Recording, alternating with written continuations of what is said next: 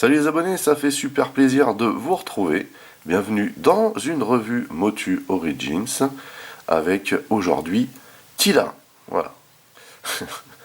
On va reparler après parce que voilà, Tila c'est un personnage particulier, en tout cas en ce qui me concerne. On voit ce magnifique blister type vintage qu'on regarde tout de suite de plus près. Vous voyez qu'il n'est pas dépunché, on a toujours cette apparence vintage. Voilà, ce qu'on pouvait avoir à l'époque. Déjà, c'est très très plaisant. Tila, donc, indiqué ici. Et on la voit ici comme on pouvait la voir à l'époque, mais pas dans le dessin animé. Hein. On l'avait en jouet. Voilà. Ici, donc, bande dessinée incluse, on nous le reprécise, effectivement. Mattel qui fait ça. On voit cette magnifique figurine de Tila, que j'aime énormément. Et puis voilà, ce fameux look là, ce plastron. Puisque elle a, comment dire, en jouet elle était comme ça à l'époque, donc avec cette espèce de serpent là autour de la tête, là, ce qui fait vraiment penser à Conan, puisque dans le tout premier Conan, il y a une histoire de serpent, je crois, avec les méchants, etc. D'ailleurs, il se bat contre des serpents, donc ça rappelle un petit peu ça, mine de rien. Mais c'est vrai que l'avantage de cette figurine, on la reconnaît beaucoup mieux quand on enlève cette partie-là, ce qu'on va voir ensemble. On peut entrevoir derrière son sceptre, parce qu'il y a un sceptre avec. En tout cas, on voit d'ores et déjà que la figurine a l'air très très bien réalisée. Et puis on voit le comics au fond. Voilà, donc hâte de la déballer. Ici, au dos donc, on a une très très belle illustration, encore une fois, de Tila qui se bat ici avec Océanor, hein, aka Merman en anglais. On voit derrière qu'il y a du monde. Très très belle réalisation encore. Ici, dans d'autres langues, on nous précise qu'il y a un comic à l'intérieur. Ici, on nous dit qu'on peut mettre son sceptre dans sa main. Et le fléchage nous indique encore une fois que la figurine est articulée à plein d'endroits. Et ici, on voit la première vague avec les 3 gentils et 3 méchants. Hein, ce qu'on a déjà vu. Et puis, bah, on a aussi tout le blabla, tous les logos, etc., etc. Donc, je retire tout de suite Tila de son conditionnement et on se retrouve juste après.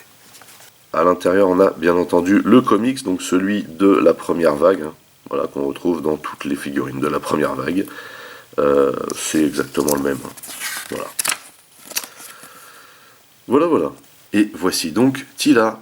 Alors Tila telle qu'elle est livrée dans le blister, hein, avec une espèce de déguisement de serpent, là, et donc le fameux jouet qu'on avait à l'époque. Nous, dans le dessin animé, Tila, on la voyait sans ce truc-là. Donc nous, c'est ce qu'on va faire par la suite. Dans un premier temps, pour moi, Tila, c'est un personnage qui a une place particulière. Parce que, en fait, à l'instar, par exemple, de la princesse Leia, qui était la princesse de tous les petits garçons à l'époque, Tila était un petit peu la représentation de l'idéal féminin. Parce que c'était une superbe pépette, déjà. Dans le dessin animé, et en plus de ça, elle était doublée par une voix qu'on connaissait bien dans les années 80. Ça faisait une combinaison vraiment classe, vraiment. C'était vraiment un personnage. Alors déjà, c'était un personnage féminin, voilà, dans une série de garçons. Et il y avait beaucoup de personnages féminins, mine de rien, dans les maîtres de l'univers, ce qui avait vraiment de l'importance, quoi. Hein. Et effectivement, voilà, cette représentation de Tila dans le dessin animé était vraiment magnifique. Bon, c'est vrai qu'en jouant on ne la retrouvait pas forcément, mais la mise à jour ici est vraiment très réussie, donc c'est ce qu'on va pouvoir regarder. Pour l'instant, la voici de face, sans ses accessoires, qu'on va mettre ensuite, bien entendu. De profil. Donc effectivement, c'est pas très parlant avec l'espèce de plastron, mais bon voilà, c'est comme ça. Et de dos. Également une figurine très bien faite, une figurine avec d'excellents plastiques, encore une fois.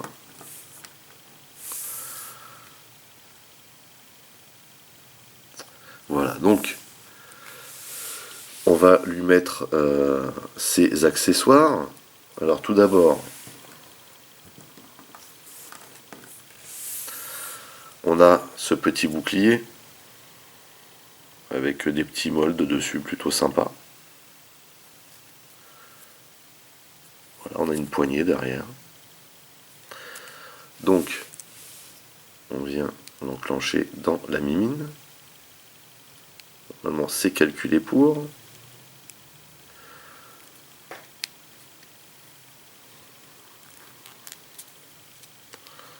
Voilà.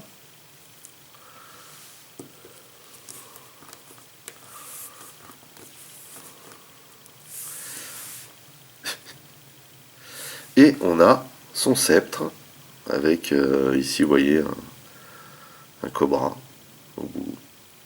Design plutôt sympa hein, ce bâton.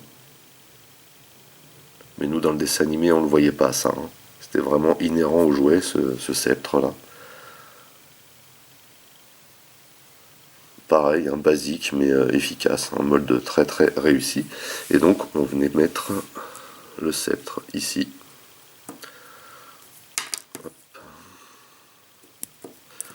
On est justement le glisser dans la main. Et donc ici on avait Tila, mais en mode, comment dire, en mode jouet. Hein. C'est-à-dire ce qu'on voyait dans la gamme de jouets et non pas à l'écran. À l'écran on avait peut-être ce bouclier parfois, mais on n'avait ni le plastron ni le sceptre. Et donc, je vais enlever ce sceptre. Et je vais enlever également, vous voyez, c'est toujours le même système, il y a un petit lock ici, on tire, et c'est toujours du caoutchouc. Hein. Et j'enlève le plastron, et vous voyez que au-dessus, il vient se positionner derrière l'espèce de chignon qu'elle a là, pour le maintenir en place. Et quand j'enlève le plastron, on découvre donc, la Tila, voilà. Pas l'apostrophe, hein, bien sûr. Et tout de suite, c'est autre chose. Vraiment, ce design est terrible. Cette mise à jour est excellente. Alors, je remarque également ici, à l'instar du maître d'armes, qu'on a un petit défaut de peinture ici. Ce n'est pas un pet, hein, c'est un défaut de peinture. Vous voyez qu'on a une espèce de bracelet de force ici au niveau du biceps. Ici, il y a une protection pour les poignets. On reconnaît bien ici la tenue de Tila, celle qu'on voit dans le dessin animé par contre. Et on a ce très très très joli visage. Très très réussi. Magnifique. J'avoue que je suis fan.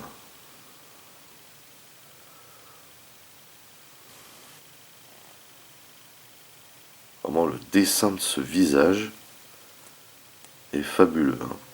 On a la Mattel Touch ici, hein, bien sûr. Avec des visages très stéréotypés.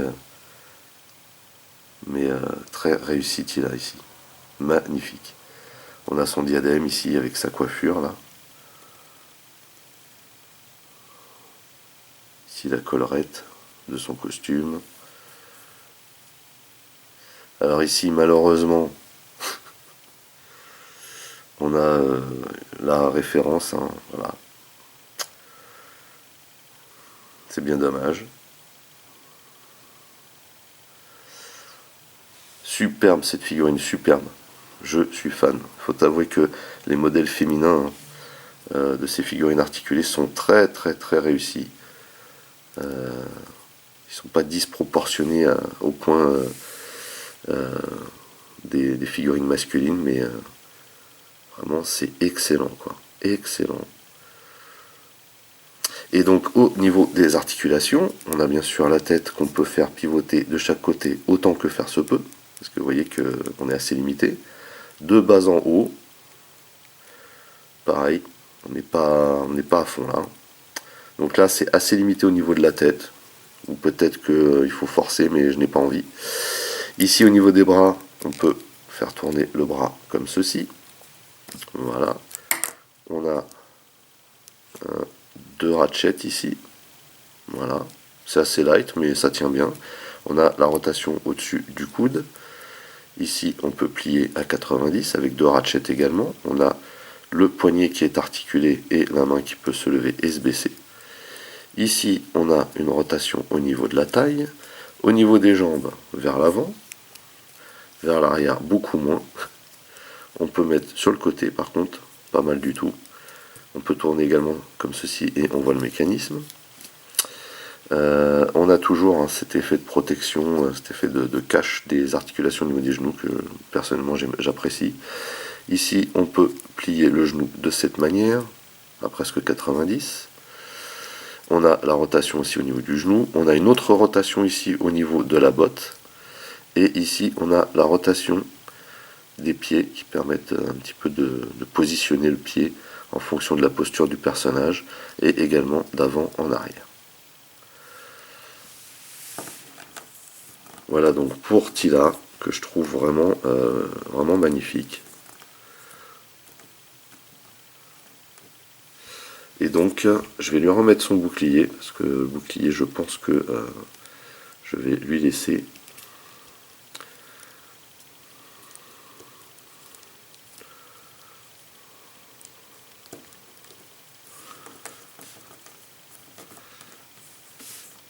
Et je vais aller lui chercher une arme. Vous voyez que j'ai été récupérer le glaive du Château des Ombres. Donc on va voir tout de suite si ça match.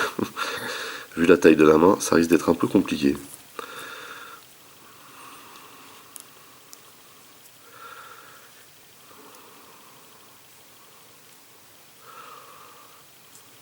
Et bah si, ça passe.